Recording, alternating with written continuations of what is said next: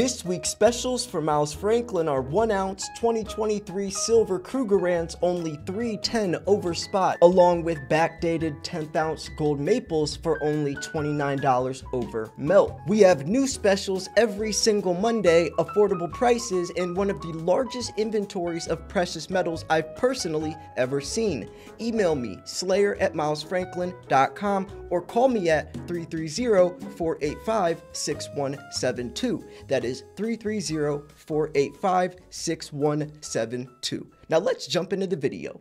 So this person says, I would like to know his take on the mining sector. Does he invest in PM mining stocks, and which ones? Also, does he have an opinion on other commodities, uranium, natural gas, lithium, etc.? Yeah, I do. I have Rick Rule has been kind enough to refer me all of his business for a long time. And he used to run a company called Global Resource Investments, and then he became the chairman of Sprott Global USA. And he left Sprott recently to do his own thing. But I still work with Sprott here in the United States, and they have an office in Carlsbad. And the brokers there are my dear friends, several of them. And out of respect, I have a managed account with one of their brokers. And I don't even know the stocks that I own. I gave him autonomy. His name is Eric Angeli. He's a hell of a broker, and he's done very well by me. But I do own mining shares. It represents a much smaller portion of my assets. I think if you envision a pyramid, where the base of your pyramid would be things like paid off real estate, precious metals, assets, whatever those assets are, paid for assets in the base of your pyramid. The middle portion of your pyramid would be something like short-term treasuries or utility stocks paying off a little interest, throwing off a little interest, a little more risky. And the top 10% of your pyramid would be cryptocurrencies and mining shares. The volatility and the leverage that you get on that top 10% can make more than the bottom 90% combined, but it cuts both ways. So the theory that the Swiss have used for 300 years is your base 60, 70% of your assets are low growth, safe, stable, boring, if you will. The middle portion is something a little bit more speculative, throwing off some income, and the top 10% is the home run. If you lose everything on the top 10% and make nothing break even on the middle 20 or 30, at least the base of your pyramid keeps you from moving backwards. Now, in a perfect world, you kill it in crypto and mining shares, and you make that middle portion of 5% interest on 6-month treasuries, then the bottom of your pyramid is just gravy. So yes, I do own mining shares. I own my biggest holding that I do know is it's silver stock. It's not. I own First Majestic, but my biggest holding is, can't believe I can't think of it, but I'll tell you in a second. Pan American? No, Pan American. Yep, Pan American Silver is my largest silver holding. I own some gold royalty companies, Royal Gold, Franco-Nevada. There are some juniors and stuff that I don't own, or that I don't know what I own. But the big ones, I think, are what most people should own: Pan American, First Majestic, Hecla, these kind of companies. And the royalty companies, which have a better business model than the mining companies do. And that's like the Royal Gold and the Pan American and Silver Wheaton. Those are all stocks that I own and like, but don't confuse the two. They're not the same thing as physical metals. They are more leveraged. They can make you more money, and it cuts both ways. You can lose more money, but I do think people should own some. They are wickedly undervalued in comparison to where they have been for a long time. I know I own Fortuna and Endeavor Silver also. I'm positive of that. I'm going to have to clip when you started from that pyramid model.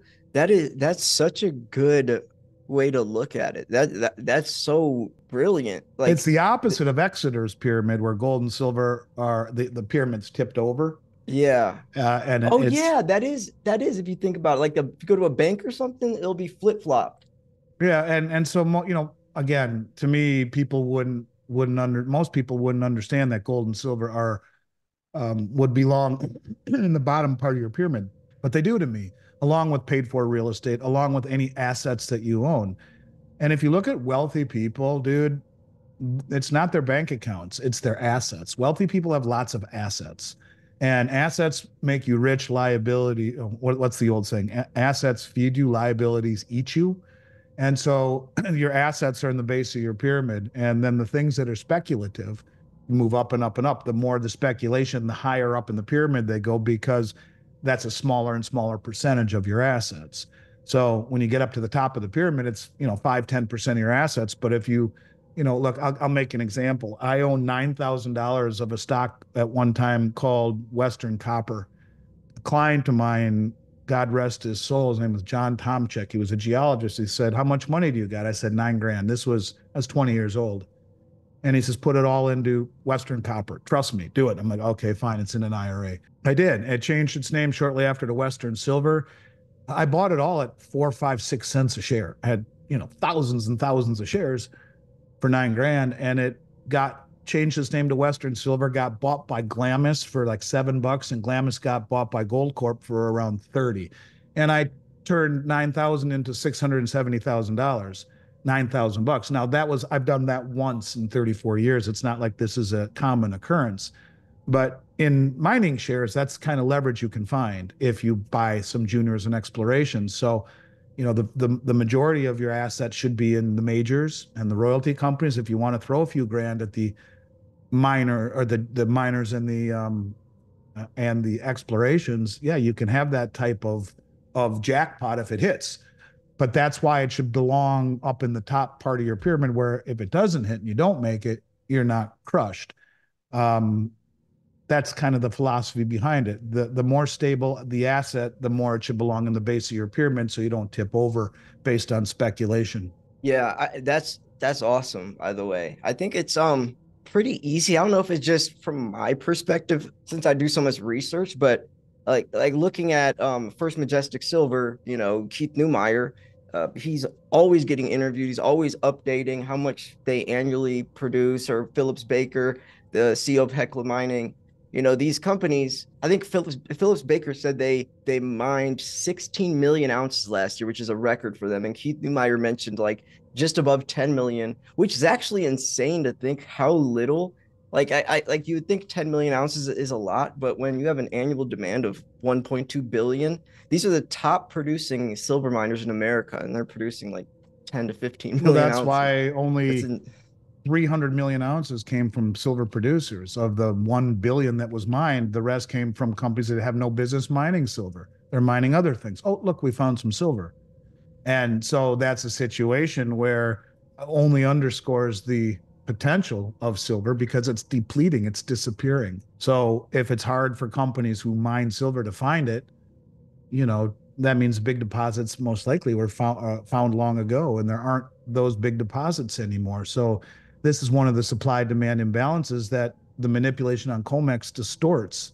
And if supply and demand were allowed to find equilibrium rather than it being controlled and rehypothecated on the price setting mechanism, which is now being used against us by countries like India and China who understand this, then the price would be much higher, and ultimately it will be much higher. And that's why China is offering $3 an ounce higher, almost $31 an ounce for silver in Shanghai, because that's how they arbitrage it by the dumb traders who will buy it in the West and deliver it in the East, and it will never come back ever again.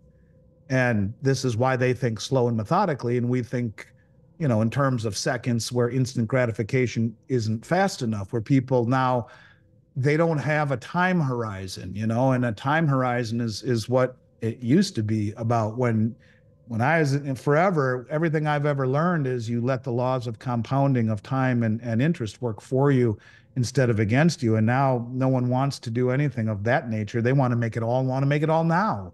I'll put it all into Bitcoin and make a gazillion dollars, or I'll put it all into this crypto or that crypto or this mining share, or I'll just buy a bunch of lottery tickets, or I'll go to the casino. It's this gambling mentality that instead of doing things methodically and letting time and interest compound in your favor, these are what made the big money wealthy over the years. The young money now here that's gotten lucky, those that have and crushed it in things like crypto or whatnot, they would be wise into taking a page out of the old guy book and put it into timeless wealth like gold and silver, and let it sit there and let time work in your favor. because I think that that type of mentality works until it doesn't. This instant gratification, it's how you can lose everything if you're wrong. And that's why I say when you talk about mining shares and crypto, it belongs up in the top 10%, because if you are wrong, so what? You lost, you gambled, you knew what the outcome could have been, you knew what the risks were, but the base of your pyramid hasn't put you in a position where you're going to miss it too much. Because look, gold is appreciated by 9%, 9.5% compounding for 26 years in a row.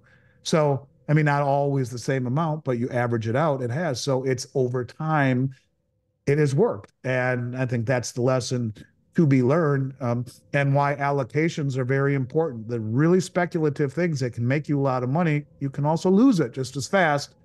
People don't want to go there and think about that, but that's why, you be prudent in how you deploy things. Interesting. There is a few more. I don't know how much time you have left because there's I got some good another ones. I got another 10 minutes Okay, for so my next one. this person says, is pre 33 gold safer from confiscation? And if so, why? Is that the same for junk silver as well? Junk silver, no. I mean, it is issued by the Treasury. It is money. I don't know that there's any law about it, but I mean, when the executive order that was used to confiscate gold in 33 was put out there, subsequently the laws basically say, and if you look at the pre-33 gold, it exempted dentists, jewelers, and collectors of coins, rare coins, and so it's the motivation you employ more so than the actual metal itself. Are you a collector? So one of the things that we try to do at no extra cost when people buy those coins is to give you variants and dates and then mint marks where they were minted: Philadelphia, San Francisco, Denver, um, et cetera, Carson City. Um, Type between St. Gaudens and $20 Liberty, $10 Liberty, $10 Indian, $5 Liberty, $5 Indian, et cetera, and grade. And so we can diversify that for you.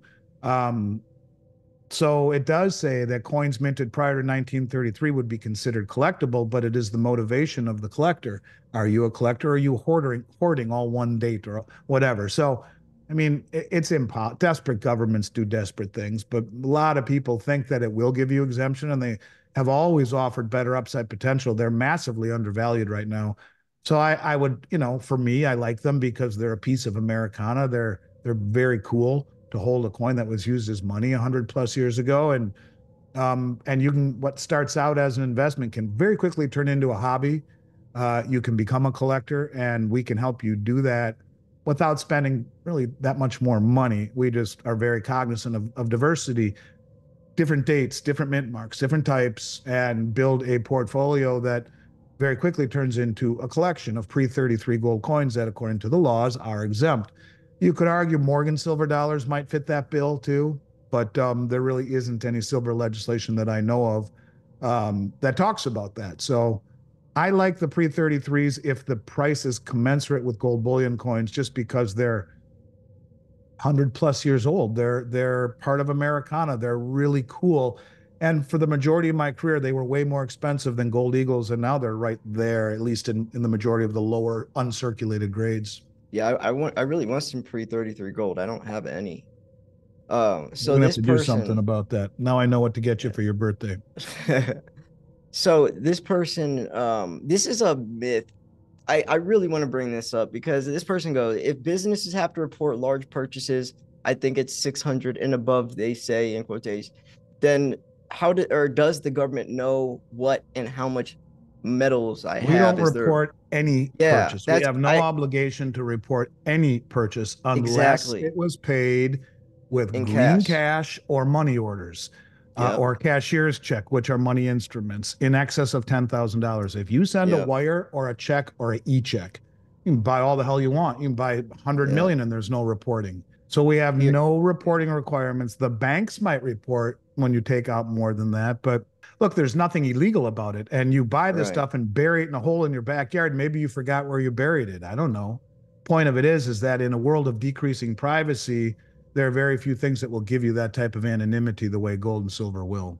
Yeah, and there's this myth um this $10,000 level. It is if it's in cash above 10,000. Now, theoretically, you could purchase $9,999 and then wait a couple weeks. That might, I mean, see a pattern. It could be, a little, a little suspicious, but it literally is 10,000 above in cash. Like if you went to your local coin shop, and isn't it specific metals even with that, or some are exempt? The $10,000 limit would be any cash in any retail capacity. If you went right now and bought your whole family a wardrobe at Bloomingdale's or Nordstrom's or wherever and went in with 11 grand in cash, you will get issued a Form 8300. Um, and that's an excess cash form. If you went to buy a new car and paid with over 10 grand in cash, you get issued a Form 8300. So it's not just investments, it's any retail purchase in the United States where you're paying with green money above 10 grand. And, Okay. maybe you've made all your money, selling weed for the last 30 years and you got $1 million in 10 and $20 bills in a box that you don't want the government to know about. Well, you're going to have a problem if you go and try to spend over 10 grand with all this cash when your W-2, when your tax return says you haven't made any money over all these years. Well, how'd you get that? That's really the essence of it. If you're someone who's been, employed and making a decent living and paying your taxes and abiding by the law and decide to spend 20 grand on something that you've accumulated cash with, well, big deal. You probably won't get a knock on your door, but you have no real way to prove how you got that money. And you would be someone who shouldn't have that money based upon, what they see of you. Well, you might have a problem. That's really what it's all about. But we don't have any, if someone sends us a wire like the two orders we did for $52 million each, there was no reporting at all. Zero. No reason to report it. We received a wire. So that's the truth.